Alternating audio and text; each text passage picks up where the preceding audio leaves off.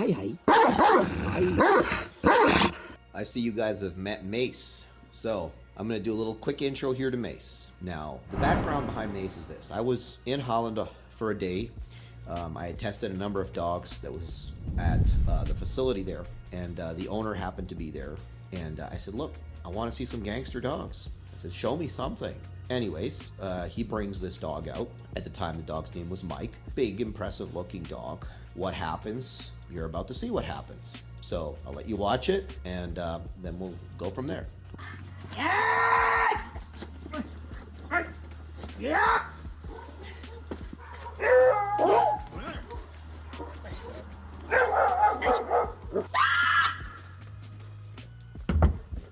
Kijk dat hij er niet afschiet, hè?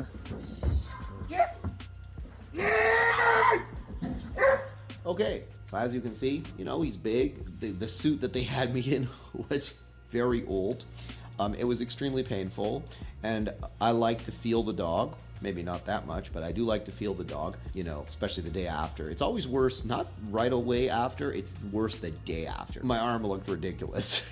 You know, the dog really bit me. And for a dog to bite you like that, and to stay biting you like that, because look, KMPV, just like any other sport, has its routines, it has the things that they do. Macy Boy was 100% invested in what he was doing.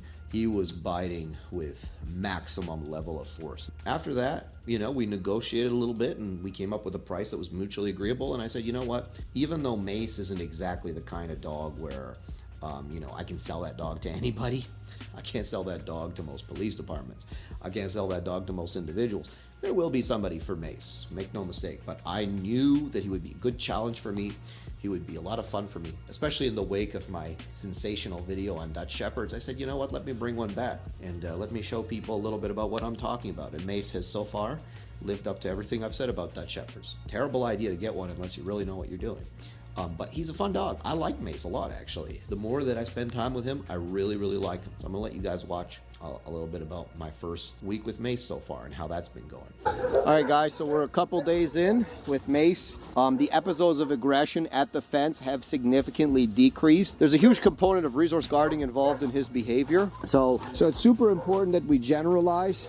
So I've fed him out here before, but you can see already in the body language, like the stiffness there, that you know, out here he has a little bit of a different mentality, but now he's thinking about food, so he will eat.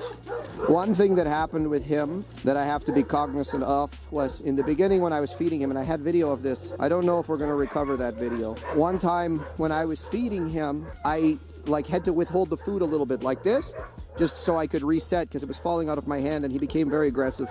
There, he came up the fence and actually was in my face here.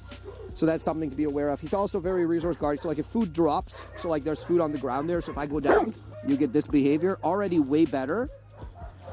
You know, so like if I go for that piece there, I'm more than likely gonna elicit aggression. So there you'll see, oh, he controlled himself. Amazing.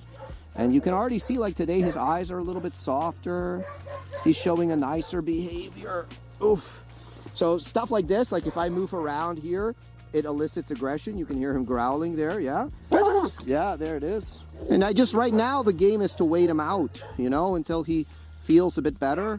Like you can see, he just gets conflicted about things. It makes him feel funny, like if I do something, like if I move like this, makes him feel funny. And it's very predictable. If you know Dutchies, you know why he acts like this. They have a lot of resource guarding behaviors. He feels like he needs to impose his will on his surroundings, on his resources, his food, affection, everything, right? And it's very common with Dutchies, this behavior, which is why I really don't recommend them unless you really know what you're doing, you know? So a lot of people think, you know, oh, I'll just make friends with him, I'll just feed him a little bit and we'll be buddies. But it's not just about feeding him, it's about understanding what the triggers are and really trying to work him through the triggers and feeding him in the right moments, and then understanding that just because I fed him here doesn't mean he's going to be safe in general.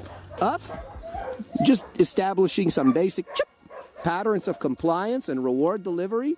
And this is like just the beginning, guys. Like, believe me, like I've been doing this for days. And this time he wasn't aggressive when I got up.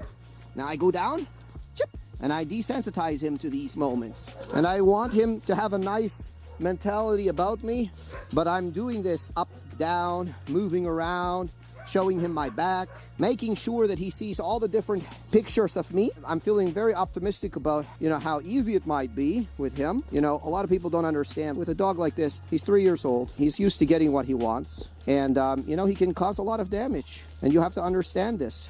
Good boy, Mace. And I want him to start to see me as a partner when it comes to getting him what he wants. I am not competing with him for the resources. So I've taken him out a few times on a catch pole. I certainly wouldn't do it on a slip lead. Obviously, you can see he thinks highly of himself, and he's used to getting his way. But it's one of those things, right, where it's going to be a learning process. I learn him, and he learns me, and hopefully no one goes to the hospital. At some point, I'm going to have to say, all right, dude, you're not even allowed to behave like that towards me. For now, just ignoring him, not giving him what he wants is maybe good enough. But very shortly, I'm going to take some tool with me that I know will create a little bit of suppression in him, and I'll try and correct the behavior. Everybody's like, oh, you said don't buy a Dutchie and you've got one. Yeah, I got one because I was interested in a challenge, not because I think it's a good idea to have one, okay? Do not get one of these for your family. Generally, it's not a good idea. Yes, I know, some people get lucky and they get a good one for the family, or they get a nice stable Dutchie. I've seen them before, but I've seen far too many, like Mace, but without any even good working traits to make up for the fact that they have these tendencies that make them a little bit dangerous if you don't know what you're doing, or if you have a moment of inattention. So anyways, guys, this is where I'm at with Mace, and then we go from there. So I'll see you guys later.